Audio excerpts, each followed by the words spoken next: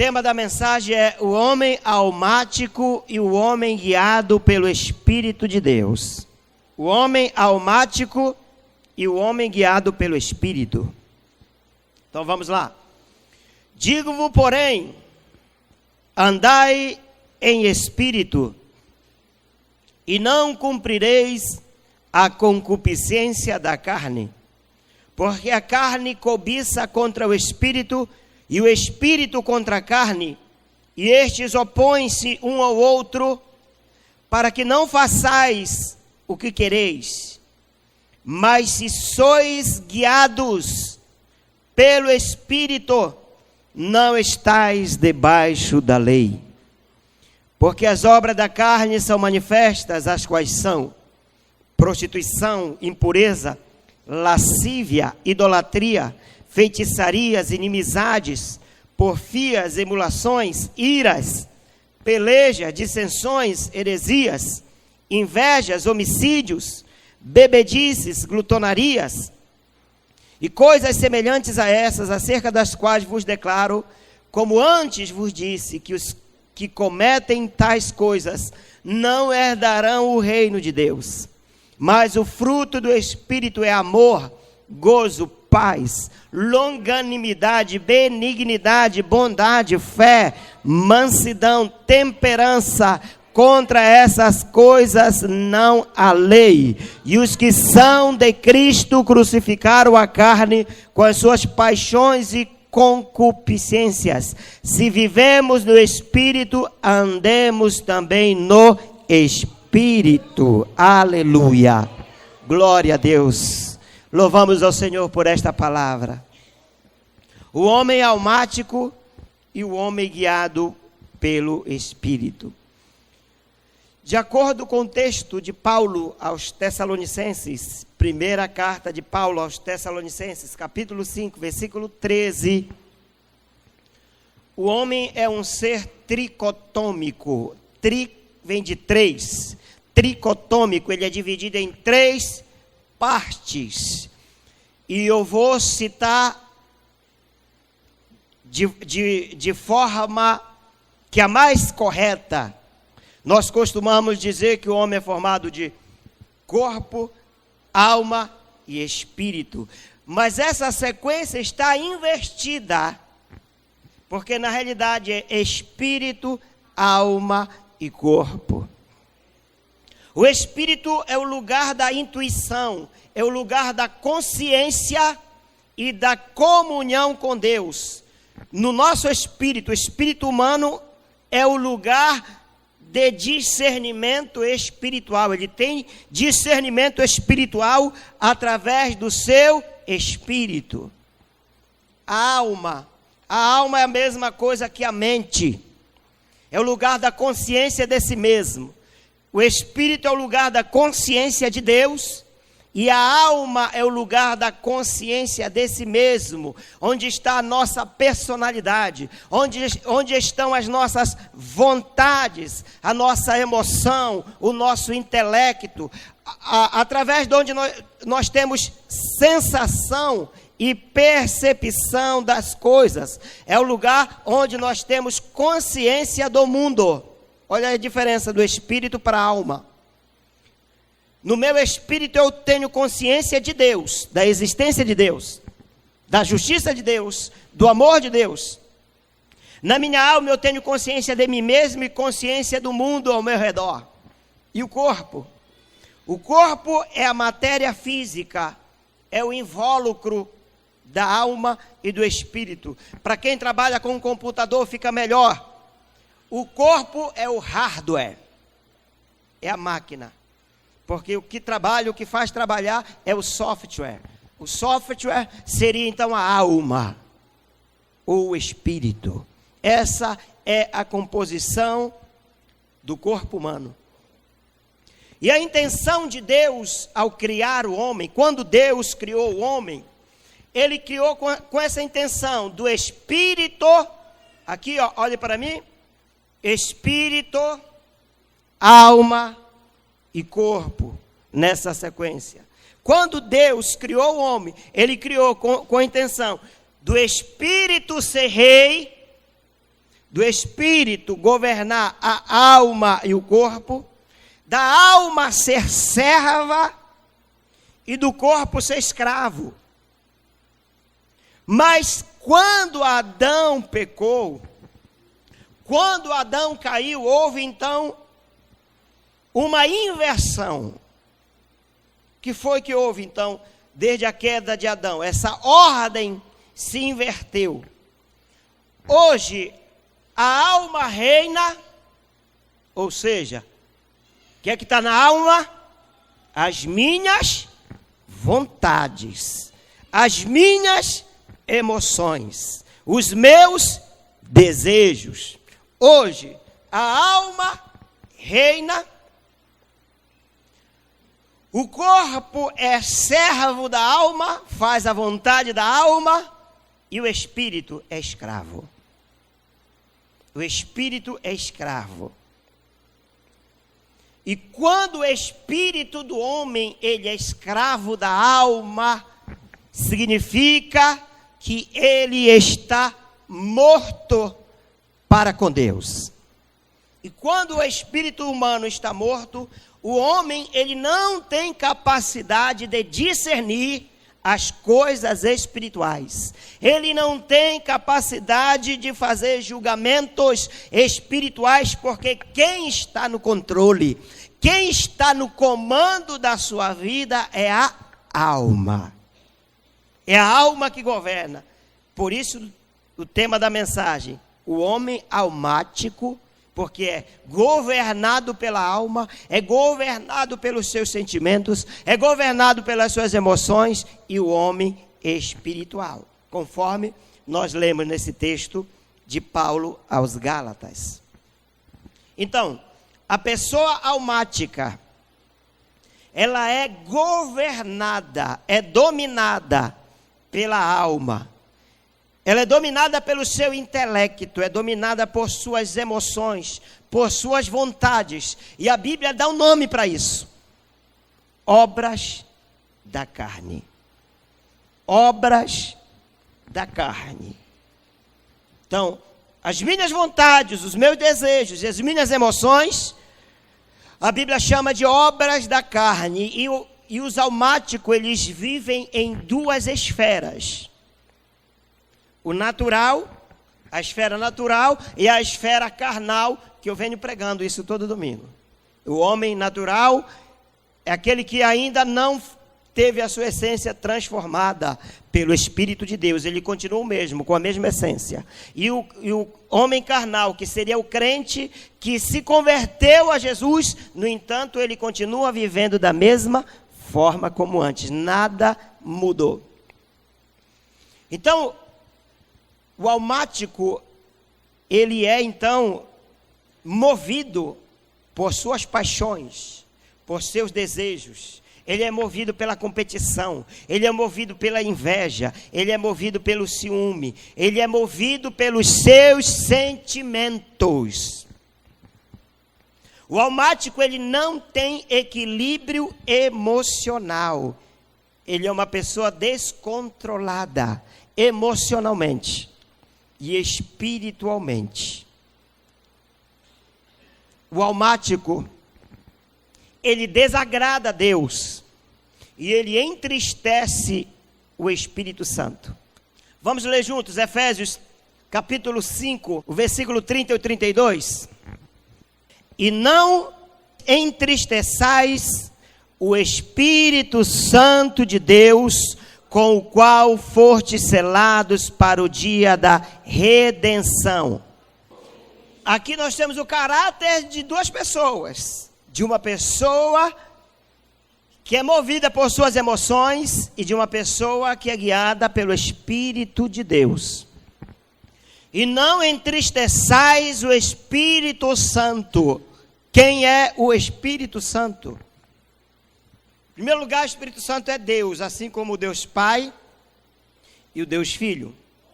O Espírito Santo é uma pessoa. Ele é o ente, ele tem existência. Uma pessoa, ela tem consciência de si mesmo e ela tem consciência da realidade. Uma pessoa, ela se entristece, ela se alegra, ela fala, ela guia. E o Espírito Santo é tudo isso. O Espírito Santo é uma pessoa. E como tal, ele pode ser entristecido. Nós podemos entristecer o Espírito Santo através dos nossos atos, através dos nossos comportamentos. E Paulo, ele está exortando essa igreja a não entristecer o Espírito Santo. E não entristeçais o Espírito Santo de Deus, com o qual fostes selados para o dia da redenção. O Espírito Santo, além de ser uma pessoa, ele também é um selo, é a marca de Deus na vida do crente, que um dia se entregou a Jesus. Ser selado com o Espírito Santo, amém? Você tem a marca de Deus, nós temos a marca de Deus em nós. E essa marca é o Espírito Santo de Deus, no qual fortes selados para o dia da redenção. Aí ele diz: toda amargura, cólera, ira, gritaria, blasfêmia, sejam eliminadas do meio de vós, bem como toda a maldade. São essas coisas que entristecem o Espírito Santo. São essas coisas que entristecem a Deus. Amargura de alma, ressentimento, ódio, briga, cólera, ira, blasfêmia. Ele diz: tirem isso do meio de vocês, porque isso entristece o Espírito Santo. Quem pratica essas coisas é alguém que é movido por suas emoções, é alguém que não é guiado pelo Espírito de Deus. Ele diz: pelo contrário, sejam bondosos e compassivos. A pessoa bondosa, a pessoa compassiva, ela é guiada pelo Espírito. Olha aí a diferença. Compassivos uns para com os outros, perdoando uns aos outros, da mesma maneira como Deus vos perdoou em Cristo. Aqui o caráter do almático e o caráter do crente espiritual, do homem espiritual. Tiago 1,26, que está ali no nosso banner, diz: aquele que se diz religioso, mas não refreia a sua língua, a sua religião é vã. Tiago 1,26, a sua religião é vã. Então há várias formas de nós entristecermos o Espírito Santo. Há várias emoções que guiam a vida da pessoa. Há vários pecados envolvidos nas emoções e que guiam a vida da pessoa e que ela se torna uma pessoa religiosa, uma pessoa carnal, um crente almático. Por exemplo, a murmuração. A murmuração é um dos pecados da língua. Tiago diz que os pecados da língua são um mal incontido, que não dá para conter e que está na língua. Murmuração é o murmuratio, vem do latim murmuratio, é maledicência, é calúnia, é falar mal de alguém, mas a pessoa não sabe que quando ela murmura também, ela fala mal de si mesma. Quando você é murmurador e que alguém ouve você murmurar, significa que você está se expondo, que você está falando mal de você mesmo. Com o seu comportamento você fala mal de você mesmo, porque você está revelando quem você é, está revelando o que está no coração. E a murmuração é a tentativa de destruir relacionamentos. É a tentativa de destruir o relacionamento entre as pessoas. Isso é muito do religioso. Nós vamos ver esses exemplos com os fariseus. Os fariseus eram murmuradores. Os escribas e os fariseus eram uma classe de religiosos. E uma das características deles era a murmuração. Lucas capítulo 15, versículo 1 e 2. Diz que aproximavam-se de Jesus todos os publicanos e pecadores para o ouvir. E murmuravam os fariseus e os escribas, dizendo: este recebe pecadores e come com eles. Os escribas e os fariseus, eles eram julgadores. Eles julgavam muitas pessoas pela aparência. Eles julgavam Jesus, sempre murmurando, sempre falando mal de alguém. Isso é caráter de uma pessoa que é dominada pela sua alma, que não é controlado pelo espírito, é dominado pela sua alma. Outro pecado que é comum das pessoas almáticas é a inveja. Inveja. Essa palavra vem do latim, é interessante o significado da palavra inveja. Vem do latim invedere. Invedere, ou seja, olhar dentro. A pessoa invejosa, ela tenta olhar dentro do outro, para ver o que é que o outro tem. É olhar dentro, olhar torto, significa também mal olhado. Aquele olhar de seca-pimenteira. Sabe aquele olhar de seca-pimenteira? É terrível. É de exatamente aquele termo que nós usamos, de secar o outro. É inveja. Porque quer que o outro se dê mal. Invedere. O que é inveja? A inveja é a tristeza em ver o outro feliz. Se tem alguém feliz e tem um invejoso, o invejoso ele está triste porque alguém está feliz. Está triste porque alguém está feliz. Está triste porque está vendo o outro sendo abençoado por Deus. Que coisa, meus irmãos. É desgosto, inveja é desgosto. Inveja é ódio. É pesar em ver o outro melhor que si mesmo. Poxa, não pode. Inveja está muito ligado ao egoísmo, ao orgulho, de querer que o bem seja só para si, de querer que o bem seja só para você. Quer dizer que eu não posso ver o outro feliz, quer dizer que eu não posso ver o outro abençoado, é só eu que tenho que ser abençoado. Se tiver esse sentimento, ele tem um nome: inveja. Por isso que ele é dialmático, porque está ligado à alma, está ligado às emoções da alma. Então o invejoso quer sempre ver o outro ferrado, quer sempre ver o outro se dando mal. E é bíblico, nós vamos ver muitos exemplos de inveja na Bíblia, desde Caim e Abel.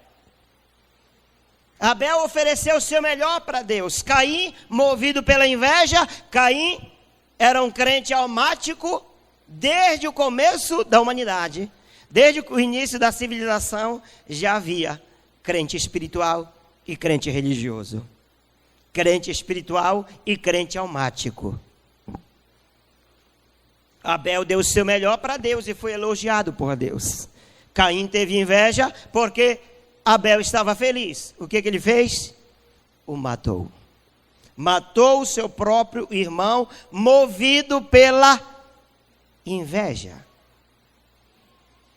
Quando nós lemos o livro de Neemias, nós vamos ver 2 homens, 3 pelo menos, mas 2 são conhecidos, que é Sambalat e Tobias. Eles não suportaram ver a obra de Deus crescer. Eles não suportaram ver a cidade sendo reconstruída. Eles não suportaram ver os muros da cidade serem reconstruídos, restaurados. Porque o invejoso, ele sempre quer ver o outro na desgraça. O invejoso não quer ver ninguém prosperando. O invejoso não quer ver ninguém crescendo. O invejoso não quer ver ninguém construindo. O invejoso, ele nivela sempre por baixo. Se eu estou aqui embaixo, eu não quero que ninguém cresça. Eu quero que todos estejam no mesmo nível que eu. E Sanbalat e Tobias, eles perseguiram grandemente a obra de Deus, movidos por inveja e por ciúme. Eles se arderam em ira, se indignaram.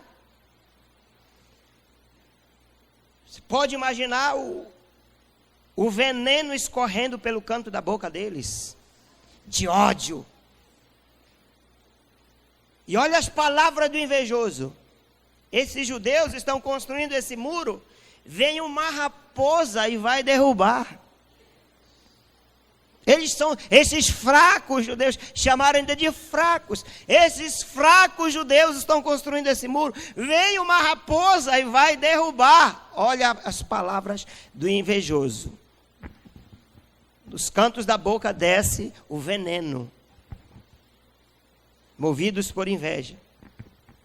No dia da igreja primitiva, os sacerdotes que se intitulavam homens de Deus, sacerdotes de Israel, eles se intitulavam homens de Deus, eles estavam cheios de inveja, porque os discípulos de Jesus, que não eram sacerdotes, que não tinham o conhecimento dos sacerdotes, que eram iletrados, eles não tinham conhecimento de ciência, não dominavam a leitura e a escrita da época, eram homens iletrados, homens rudes, mas eram homens que estavam cheios do Espírito Santo de Deus.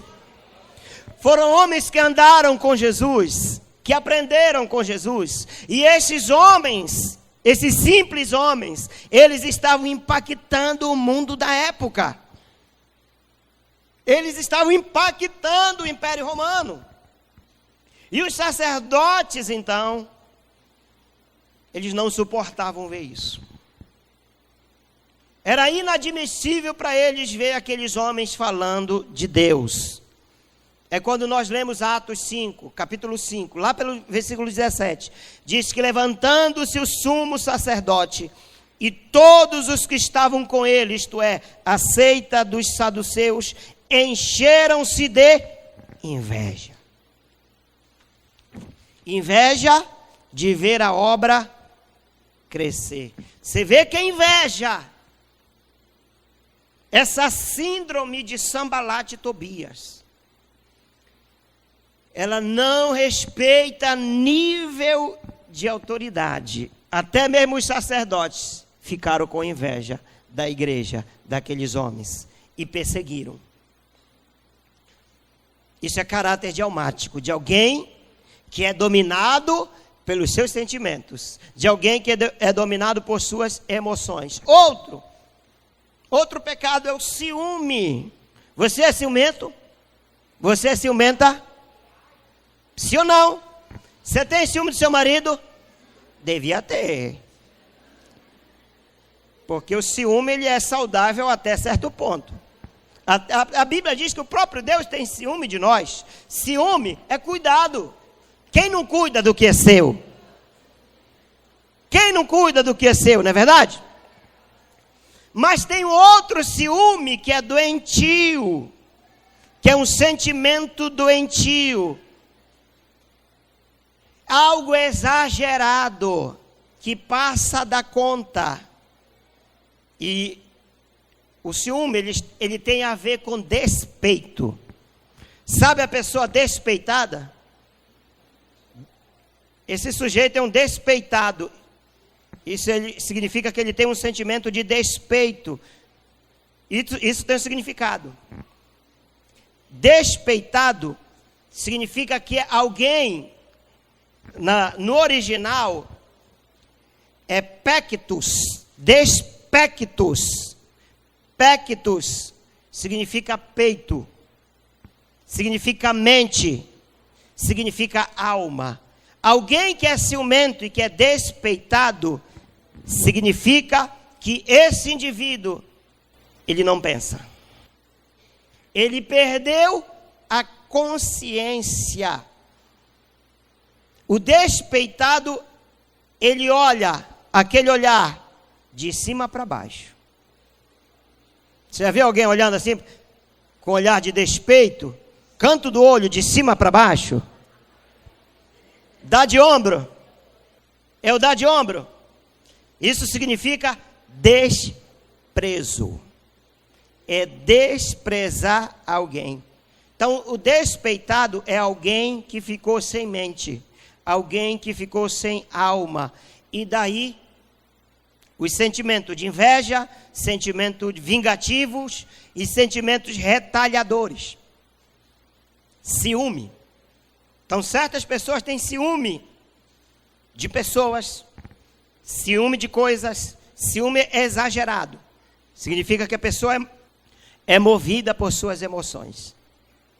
Outro, negativismo. Sabe aquele tipo de pessoa? Ela veio para a igreja, veio para o evangelho, se arrependeu, entregou a vida para Jesus, mas ela só vive reclamando da vida. Aquela síndrome daquele desenho do Hard. Ô dia, não vai dar certo. Negativismo, tudo que ela vai fazer, ela acha que não vai dar certo. Ela não confia em Deus. Ela diz que não vai dar certo porque ela não confia em Deus, ela confia em si mesma. E ela olha para ela e ela diz: eu sou um fracassado. Eu sou um derrotado, eu sou uma derrotada. Eu não consigo. Obviamente que não vai dar certo. Nós temos um caso bíblico disso aí. Nós temos a história dos 10 espias, que Moisés deu uma missão para eles subirem e eles espiarem a terra, e quando eles voltam, eles trazem um relatório negativo. Eles dizem para Moisés: Moisés, se depender de nós, de todos os 10 aqui, nós vamos voltar daqui para o Egito. Nós não vamos seguir adiante. Esses são os piores para se trabalhar. Esses são os piores dentro de uma igreja, porque o pastor diz: irmãos, vamos marchar. Irmãos, vamos avançar. Irmãos, vamos conquistar. Negativismo: não, pastor, nós não podemos. Nós não vamos conseguir. Deus já tinha dado a terra para eles, e eles continuaram dizendo: nós não podemos, nós não podemos. Por quê? Almático. É dominado pela sua alma. Eles têm uma postura negativa, são pessoas que não confiam em Deus. São pessoas que não confiam nas promessas de Deus, porque elas não são guiadas por Deus. Elas são guiadas pelos seus próprios sentimentos, pelos seus próprios pensamentos. Não confie em você, confie em Deus. A Bíblia diz: maldito o homem que confia no homem. Ou seja, não está dizendo que você não pode confiar no outro, está dizendo que você não pode confiar em si mesmo. Maldito o homem que confia no homem. Porque você confiando em você, e de acordo com as suas crenças, se as suas crenças forem negativas, você não vai conseguir. Você sempre vai olhar o mundo de forma negativa. Você vai ser uma pessoa pessimista. Pessoas movidas pelos seus pensamentos. Outro sentimento de uma pessoa almática, outro comportamento: desobediência e independência. Desobediente é não obedecer. O desobediente e o independente, eles desconhecem a autoridade. Não estão nem aí para a autoridade. Saul, ele foi desobediente e ele foi independente. Ele ofereceu um sacrifício sem autorização. O desobediente, ele faz as coisas sem permissão. Ele não quer saber se é certo ou se é errado. Ele não tem autorização para fazer algo. É a mesma coisa com o independente. Ele não tem autorização para fazer algo, ainda assim ele faz. Outras vezes ele desobedece. Numa outra situação, Deus deu uma ordem para Saul, e Saul desobedeceu esta ordem de Deus, e quase custou a vida dele, e quase custou a vida de todo o povo de Israel, porque ele desobedeceu a Deus. Porque Saul não era movido, não era guiado pelas ordens de Deus, não era guiado pelo Espírito de Deus, embora o Espírito de Deus tenha vindo sobre ele no início do seu ministério, mas depois ele se desviou, ele se tornou um crente carnal, um crente almático, crente porque ele crê em Deus. Ele se tornou almático, desobediente. E como foi que terminou a vida de Saul? Como é que termina a vida do desobediente? Como é que termina a vida daquele que é independente, que tem espírito independente? Saul acabou indo no terreiro de macumba buscar respostas para as coisas espirituais. Saul procurou uma pitonisa, Saul procurou uma feiticeira, porque ele queria que Samuel falasse com ele. Olha como é perigoso. Olha como é perigoso. Outro sentimento, outra emoção, outro comportamento que é característico de pessoas almáticas é a ganância. Pessoas gananciosas, elas destroem a sua vida. Judas foi movido por um sentimento de ganância. Judas era ganancioso. Judas tinha a intenção de levar vantagem em tudo que ele fazia. Ele era o tesoureiro do grupo de Jesus. Ele queria levar vantagem em tudo. E tem pessoas assim, que querem levar vantagem financeira em tudo. Judas criticou aquela mulher que eu falei domingo dela, do nardo puro, que ela derramou perfume sobre Jesus, ela chorou sobre os pés de Jesus, e enxugou as suas lágrimas com o seu cabelo. Judas estava lá. Ali foi a queda de Judas. Ali Judas criticou a forma de adoração daquela mulher, dizendo, mas que desperdício é esse? Por que ela está fazendo isso? Nós poderíamos vender esse perfume e distribuir aos pobres. Os pobres era o bolso dele.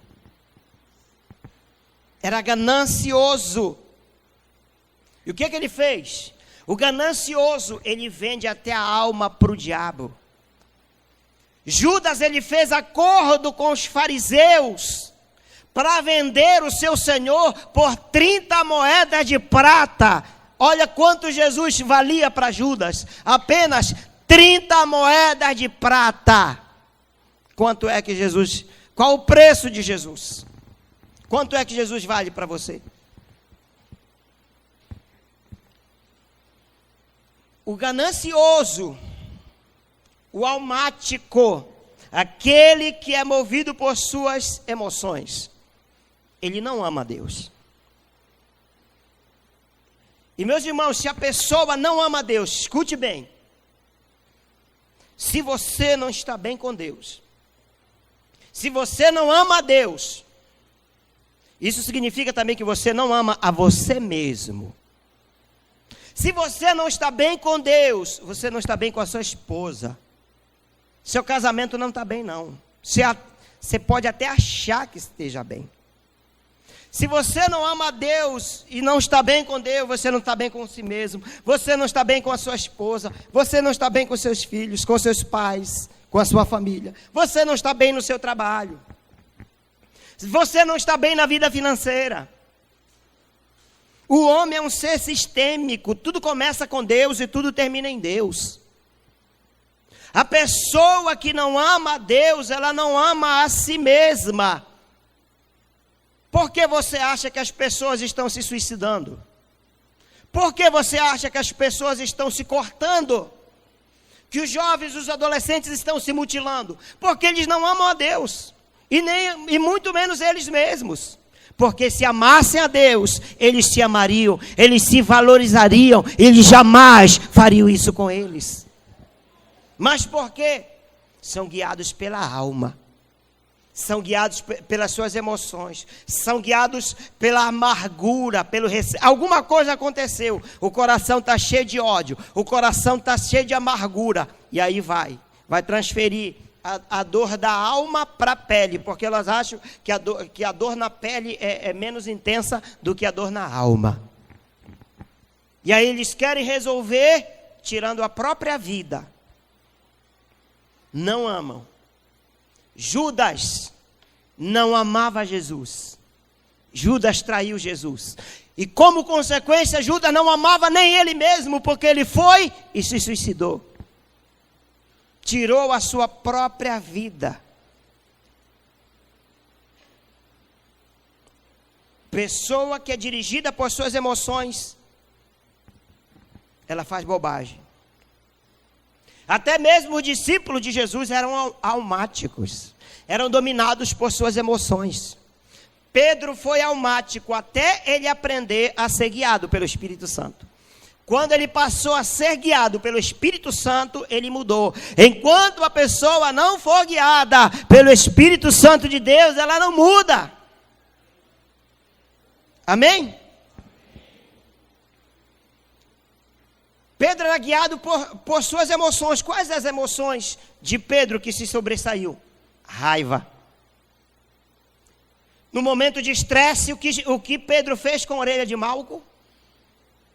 Decepou. Não teve controle. Não teve controle emocional. Ele também era dominado pelo medo. No momento do medo, antes ele disse que ele jamais abandonaria Jesus e que ele estaria com Jesus até a morte.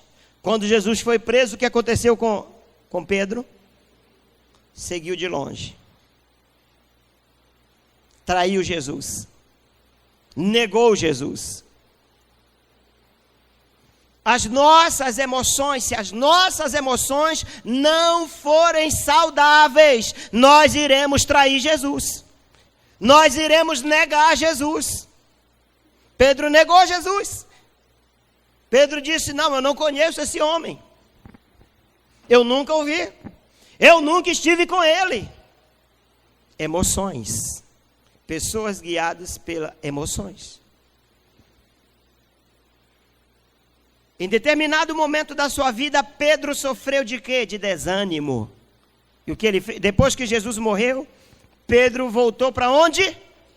Para a velha vida. Pedro voltou a pescar. Jesus chamou Pedro e disse: a partir de hoje eu farei de você pescador de homens. Foi só Jesus morrer que Pedro voltou a pescar. Por algum tempo, Pedro voltou para a velha vida. Quantos que às vezes estão desanimados e voltam para a velha vida? Abandonam a igreja, abandonam o Deus. E olha que não é nem preciso a mulher de Jó dizer: abandona teu Deus. Eles mesmos estão abandonando a Deus por causa das suas emoções, por causa do desânimo. E essa questão não tem bom não, meus irmãos. Não tem bom não. Moisés era tido como homem manso. Moisés era manso. Moisés era um homem paciente. Mas teve um momento de estresse que Moisés ele não teve controle. Moisés perdeu a sua bênção por conta das suas emoções. Moisés ele foi traído pelo seu sentimento de ira. Ira. Eclesiastes 7:9 diz: não permitas que a irritação tome conta do teu espírito rapidamente, pois a ira habita no coração dos insensatos. A ira habita no coração dos insensatos. Moisés estava num estresse muito alto, o povo estava pressionando ele. O povo queria comida, o povo queria água, estava pressionando Moisés. E aí Deus disse para Moisés: olha, toca na rocha, lá em Meribá, toca na rocha, que eu abrirei a rocha, eu darei água. Moisés estava já chateado. Moisés pegou o seu cajado e Moisés feriu a rocha. Era para bater, mas ele feriu, ele bateu com raiva. Por causa da rebeldia do povo, Moisés não teve controle emocional. E diz o texto, então Moisés levantou a sua mão e feriu a rocha 2 vezes. Por conta disto, Moisés não entrou na terra prometida. Porque ele não deu glória a Deus. Antes ele ficou irado e ele feriu 2 vezes a rocha. Cuidado com as emoções. Moisés, ele foi movido por um sentimento de ira. Cuidado no momento da ira, porque às vezes nós tomamos algumas decisões radicais. A pessoa fala o que não deveria falar, faz o que não deveria fazer.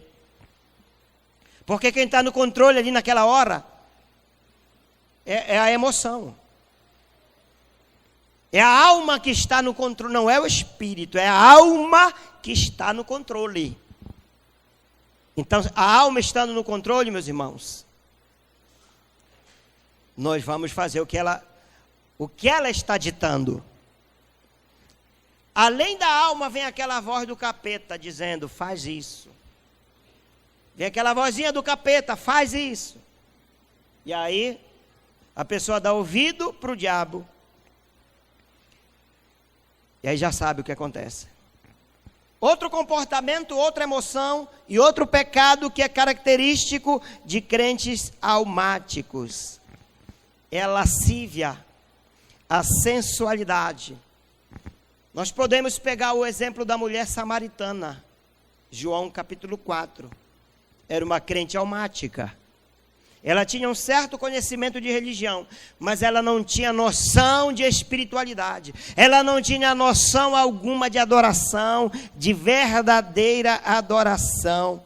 Ela era movida por um desejo ardente que vinha de dentro dela, que vinha da alma dela. Ela era movida pelo desejo ardente do sexo. E ela não se conformava somente com um, não. Não deu certo, ela já pegava o outro, já estava no 6º. Já ia para o 7º marido, ela achava que Jesus lá no poço seria o 7º. Estava achando que Jesus seria o 7º já. E aí quando Jesus diz, confronta o pecado dela, ela diz, eu não tenho... Jesus diz, vai lá, chama o teu marido de propósito. Ela diz, Senhor, não tenho marido. Aí Jesus diz, disseste bem, não tenho marido. Porque 5 maridos tiveste. Ela estava no 6º. 5 tiveste. E o que agora tu tens, ela estava com cara. Não é o teu marido. Ou ela poderia ser amante de alguém, ou não era marido dela mesmo. Ela só pegava os homens, só colecionava homens. Isso é característico de pessoas almáticas, que cedem o desejo da sua alma. Cedem o desejo da carne. Enquanto aquela mulher persistisse na prática do seu pecado, enquanto ela persistisse na prática da lascívia, da prostituição, nunca ela seria uma verdadeira adoradora, porque a adoração dela era falsa, a religiosidade dela, a religião dela era falsa. Ela está falando com Jesus acerca de figuras do antepassado. Ela está falando de Isaac, de Abraão, de Jacó. Ela está falando com Jesus acerca de adoração, qual é o lugar para adorar. Se é em Jerusalém, se é no monte. E Jesus está falando com ela, levando ela a entender sobre adoração, sobre viver uma vida de santidade com Deus. E aí Jesus solta para ela então: os verdadeiros adoradores adorarão o Pai em espírito, não na carne. Não uma adoração carnal, porque a adoração dela era carnal. Até aquele momento que ela entendia de adoração era carnal. Por isso que Jesus disse para ela: os verdadeiros adoradores adorarão o Pai em espírito e em verdade. A adoração dela era falsa, porque não era movida pelo Espírito, era movida pela sua carne, era movida pela sua alma, porque o que estava no comando da vida dela era a alma. Ela era uma crente almática. Crente almática. E Jesus está confrontando a mulher. Crentes almáticos, o homem almático e o homem espiritual. E o homem espiritual, o que é que ele faz? Qual é o caráter do homem espiritual? O homem espiritual tem a vida controlada pelo Espírito. Amém? Ele tem a sua vida controlada pelo Espírito de Deus. Em Gálatas, o texto que nós lemos, 5:16, nós somos admoestados a andarmos da seguinte forma: andai no Espírito e jamais satisfarei a concupiscência da carne. O que é andar em Espírito, pastor? É pensar nas coisas do alto. Andar em Espírito é se alimentar da palavra de Deus diariamente. É se voltar para Deus. É só dessa forma que a pessoa ela vai conseguir superar as suas fraquezas. É só dessa forma que ela vai vencer os seus pontos, as suas falhas, os seus pontos negativos. É dessa forma que ela vai vencer o seu temperamento, se ela tiver a vida controlada pelo Espírito. Quem é controlado pelo Espírito observa as coisas do Espírito. Romanos 8:5. Porque os que se inclinam para a carne cogitam das coisas da carne, mas os que se inclinam para o Espírito das coisas do Espírito. A nossa mente, ela afeta o nosso comportamento.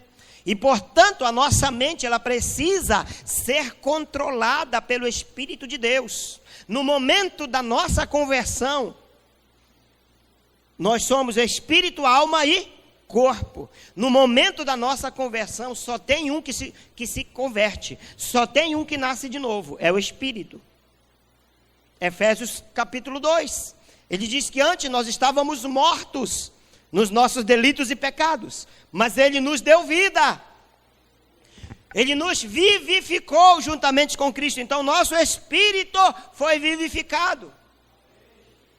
Eu falei hoje para os meus alunos no CPP, que antes todos nós éramos, nós deixamos de ser por um tempo, e nós voltamos a ser de Deus. Antes nós éramos, antes da fundação do mundo, nós já existíamos, nós já estávamos com Deus.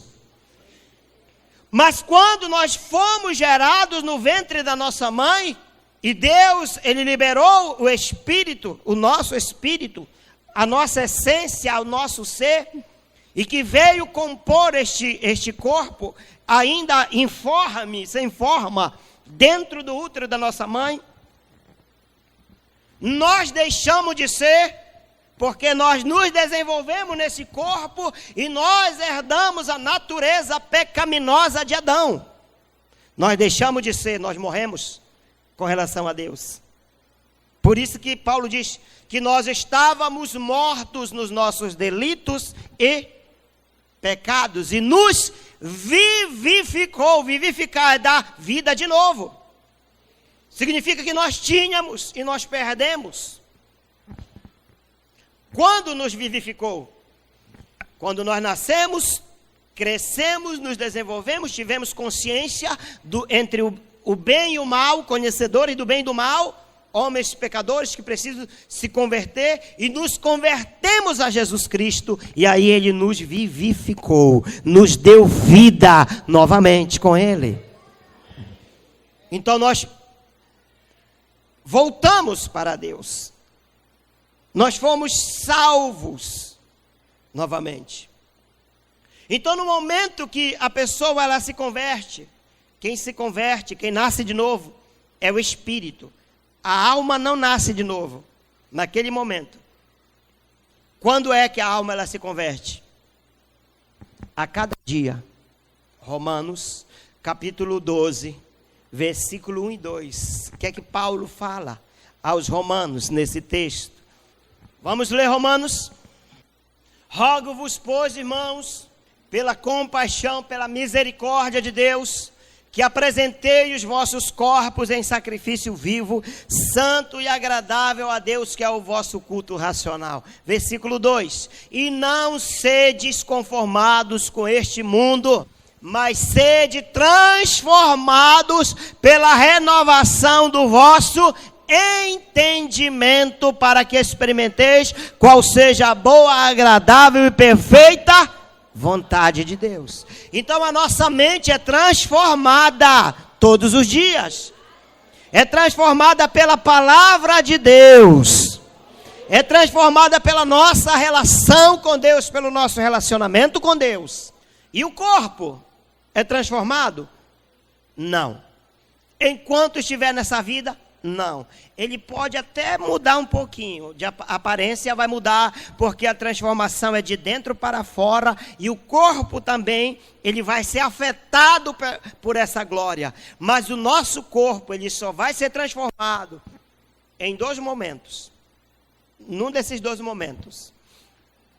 Ou se nós morrermos com Cristo, e na primeira ressurreição, aquilo que era corruptível se tornará incorruptível pela glória de Deus, ou sermos arrebatados. No arrebatamento esse corpo será transformado, mas enquanto vivemos nesta casa, enquanto vivemos nesta carne, nós vamos então sempre sofrer privações. Então, no momento da conversão, quem nasce de novo é o Espírito. A alma, ela vai sendo transformada gradativamente. As emoções vão sendo transformadas gradativamente. É por isso que tem gente que diz, eu sou convertido. Mas o comportamento, as emoções, a língua, por isso que ainda é almático. Porque a alma ainda não foi transformada. Os desejos. Então, nossa mente é afetada por nosso comportamento. Quem é controlado pelo Espírito mortifica o pecado. Porque a alma, ela é geradora de pecado, de emoções. Colossenses 3:5. Mortificai, pois, os vossos membros que estão sobre a terra. Ele manda matar, mortificais. O quê? A prostituição, a impureza, a afeição desordenada, a vil concupiscência e a avareza, que é a idolatria. Pastor, mas eu não consigo me controlar. Eu não consigo deixar de falar palavras torpes. Palavras torpes é palavrão. Eu não consigo parar de xingar minha mulher, meu marido, meus filhos, bater, dar-lhe cacetada, vassourada. Eu não consigo, o que eu faço, pastor? Mortifica a carne. Porque quem está comandando é a carne. A carne é a alma. É a alma que está comandando. Como, pastor, eu faço isso? Jejum. Jejum. Jesus foi para o deserto 40 dias. Ele não precisava. Mas ele foi para o deserto 40 dias para mortificar a carne. O jejum, meus irmãos, o objetivo principal do jejum é trazer o homem do natural para o espiritual. É trazer o homem, tirar o homem do nível de alma, tirar o homem do nível de carne e trazer o homem para o sobrenatural. Esse é o objetivo principal do jejum. O jejum é o aperfeiçoamento na fraqueza. Nós somos aperfeiçoados por Deus, aonde? Na fraqueza. Quando a alma está fraca, quando a carne está fraca, o espírito está forte. Então está aqui, ó, a alma está aqui, ó. A alma está no comando, está nesse nível aqui, e o espírito está aqui. Irmãos, hoje tem jejum. O espírito grita aqui de baixo: irmão, hoje tem jejum. A alma faz que nem ouve. Porque a alma quer comer. Irmãos, temos que orar às 5 da manhã. A alma quer dormir. A alma quer descansar. Irmão tem que vigiar. A carne quer se entregar para os prazeres. A alma está no comando, a alma está no domínio, ela está forte. Então ela precisa ser enfraquecida. Aí eu vou jejuar. Quando eu jejuo, ó, ela desce, ela começa a descer. À medida que ela desce, à medida que eu me alimento da palavra, que eu me alimento da oração, o nível espiritual vai subindo, vai subindo, vai subindo, vai subindo. Nivela, aí eu já começo a ver diferença. Opa, agora eu tenho que continuar jejuando, eu vou jejuando, vou jejuando. Agora a alma, ela fica escrava do espírito. Agora é o espírito que comanda. É o espírito que está no comando agora. Aleluia.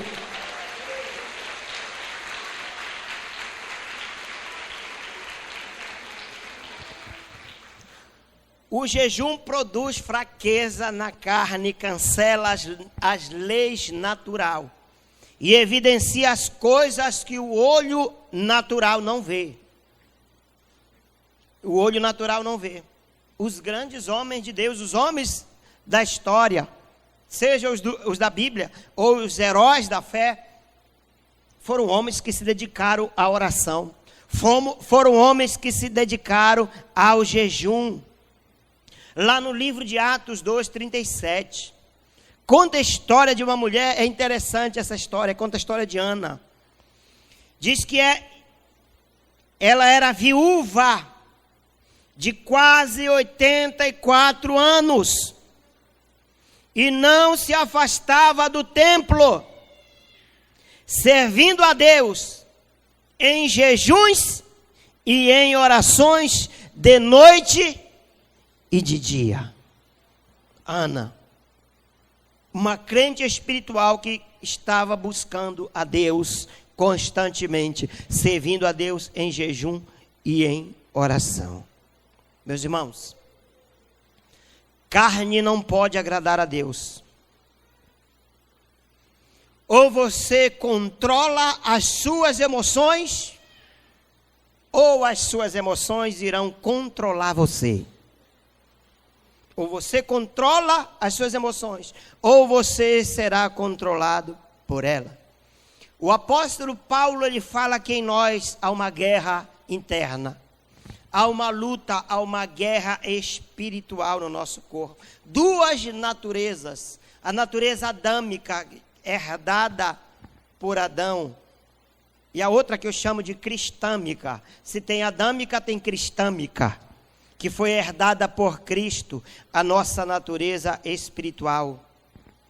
E ele fala então dessas duas naturezas, nesse texto que nós lemos no versículo 16. Ele disse: porque a carne, a alma, porque a carne milita contra o espírito e o espírito contra a carne, porque são opostos entre si, para que não façais o que porventura seja do vosso querer. Olha a guerra constante que está dentro de nós. Qual a natureza que vai vencer essa guerra? Será aquela que estiver melhor alimentada. Se você está alimentando a carne, certamente você será escravo dela. Certamente você será guiado por ela. Será almático. Agora, se você está alimentando a sua natureza espiritual, é o Espírito quem estará no comando. Amém? Porque a carne é uma guerra dentro de nós. É a guerra entre o bem e o mal. Essa guerra começa dentro de cada um de nós. Nós precisamos vencer as nossas guerras internas. Nós precisamos vencer os desejos.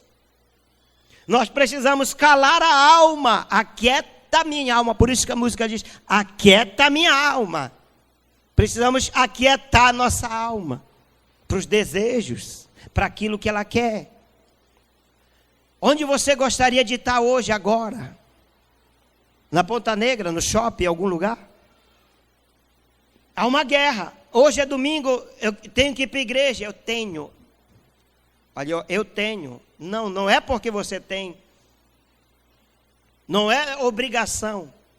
É vontade, é o desejo de estar na presença de Deus. Porque a tua carne, ela tem o desejo de estar nesses lugares. O desejo da carne é o entretenimento. O desejo da carne é o prazer. O desejo da carne é deixar a nossa mente passiva. É por isso que nós gostamos de assistir televisão. Porque você deita no sofá e a sua mente se torna passiva. Você diz, eu vou relaxar. Você deita no sofá e diz, eu vou relaxar. Não, a tua mente está passiva, você é controlada. A sua mente é controlada pelo que você está assistindo. Você vê como é difícil, por exemplo, vamos orar, 10 minutos de oração já está cansado, sim ou não? Sim ou não? 3 horas no cinema cansa? 3 horas assistindo filme no cinema cansa? E se o filme for bom, você não quer que acabe. Porque a mente fica passiva. Mas, quando você está orando, quando você está lendo a palavra de Deus, quando você está fazendo algo para Deus, a sua mente está ativa. E a mente ativa, ela cansa mais rápido. A nossa carne, ela nos deixa lentos. Se você está com os seus olhos abertos, o seu cérebro, ele funciona a 50 bits. Numa velocidade de 50 bits.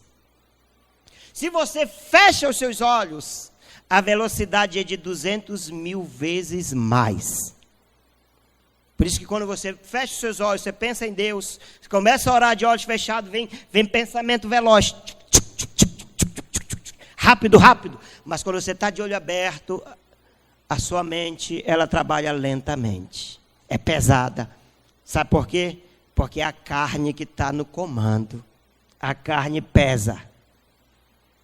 Almático. Nós mortificamos essa carne através do jejum. O que agrada a Deus é viver uma vida dirigida pelo Espírito. As nossas emoções negativas são parte da nossa natureza pecaminosa. Agora vamos lá, Gálatas 5:16.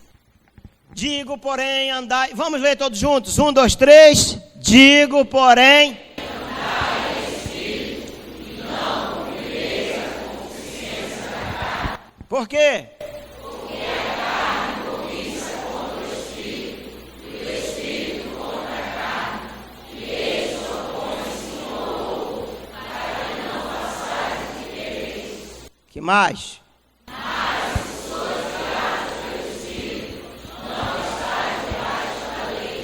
Mais alto. Por quê? Segura aí. Obras da carne e fruto do Espírito. Obras da carne são executadas por mim. São esses pecados. Automaticamente a minha natureza carnal, ela já produz. Agora, fruto do Espírito, o nome já diz. Fruto do Espírito, é Ele que vai produzir em mim. Vamos continuar. Porque as obras... Vamos lá.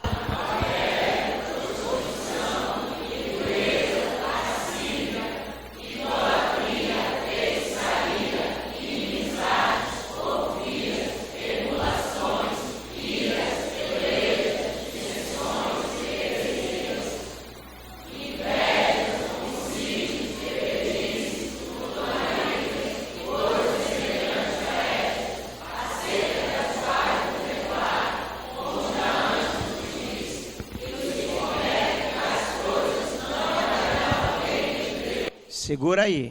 Então ele fala nesse trecho sobre as obras da carne, aquilo que a minha natureza carnal ela produz. Todos nós temos essa natureza adâmica. Ela produz isso. Isso, gente, é automático.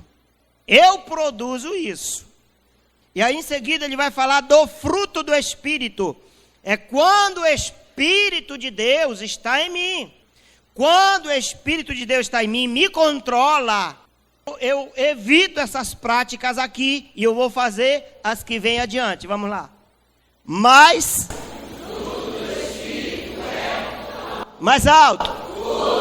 Paz, longanimidade, benignidade, bondade, fé, mansidão, temperança. Não há lei, mas o fruto do Espírito, já diz, é dele. Não é meu, não é meu fruto. Eu não tenho fruto, eu tenho obra da carne. Quando ele está em mim, ele faz com que eu desenvolva isso. Ele faz com que eu tenha amor por Deus, por mim e também pelos meus semelhantes. A lei de Deus, ela se resume em duas. Primeiro sempre é o amor. Amarás o Senhor teu Deus de todo o teu coração, de toda a tua alma, com toda a tua força, com todo o teu entendimento. E amarás o teu próximo como? Eu só faço isso se o Espírito de Deus estiver em mim e estiver guiando a minha vida. Porque se não estiver guiando a minha vida, qual é o oposto do amor? Ódio. Por que as pessoas odeiam umas às outras? Por que as pessoas matam umas às outras? Por que a pessoa tem coragem de dar tiro no seu semelhante? De esfaquear o seu semelhante? Por quê? Porque no coração dele não há amor. No coração dele há ódio. Então ele não é controlado pelo Espírito de Deus. Ele é controlado pela alma, pelas emoções. Gozo é alegria. Se não tiver o Espírito Santo, a alegria é passageira. E a pessoa, ela paga para ela ter alegria. E a alegria custa caro. Às vezes ela paga para comprar bebida, ela paga para comprar o sexo, ela paga para comprar droga, que é alegria passageira, momentânea. Mas a verdadeira alegria vem de Deus, vem do Espírito Santo de Deus. Não importa o que você está passando, não importa se você está passando pela adversidade, mas você crê que o teu Deus vai te dar vitória e que Deus tem guardado a tua vida. Essa é a verdadeira alegria.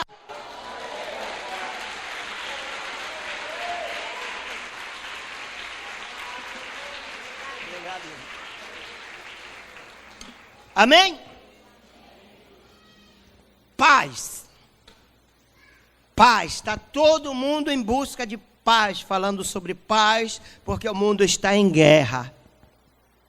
Embora o mundo esteja em guerra, mas você tem a paz interior.